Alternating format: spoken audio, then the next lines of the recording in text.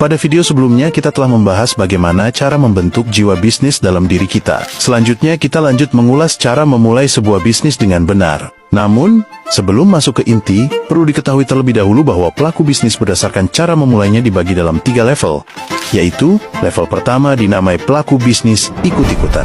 Pada saat melihat temannya berbisnis, dan bisnis tersebut diduganya baik, maka dia pun bersikeras ingin mengikutinya. Bahkan pelaku tidak segan-segan menjual aset untuk dijadikan modal awal.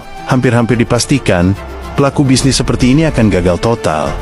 Dia tergolong ceroboh, tidak punya pertimbangan kesesuaian, hanya mengandalkan pengamatan kasar, dan mumpung ada modal, maka di saat modalnya habis, dia pun akan berhenti, karena dia tidak paham cara evaluasi.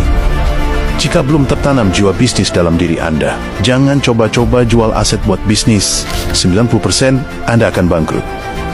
Level kedua dinamai bisnis tiba masa tiba akal. Di saat musim duren, dia ikut jual duren, dan di saat musim hujan, dia akan buka bisnis jas hujan.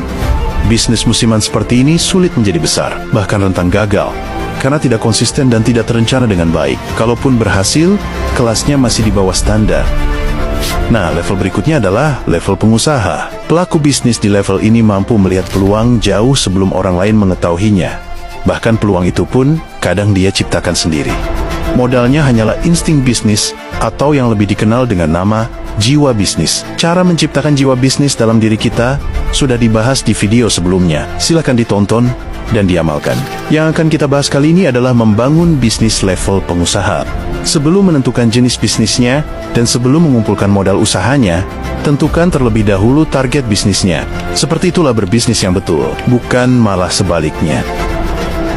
Nah, sekarang tentukan dulu apa yang paling Anda inginkan untuk terwujud 1 tahun ke depan, dan jadikanlah itu sebagai target bisnisnya. Anggaplah kalian punya cita-cita berangkat umroh sekeluarga tahun depan. Maka buat prediksi berapa total biaya yang dibutuhkan. Misalkan biaya umroh totalnya 100 juta. Maka 100 juta ini dinamai target tahunan. Selanjutnya buat target bulanan. 100 juta itu dibagi 10 bulan. Anggaplah dalam setahun hanya 10 bulan bisnisnya yang efektif. Artinya, target bulanan kita sebesar 10 juta. Lalu buat target harian. 10 juta dibagi 20 hari. Anggaplah hanya 20 hari bisnisnya efektif. Maka target hariannya adalah 500 ribu.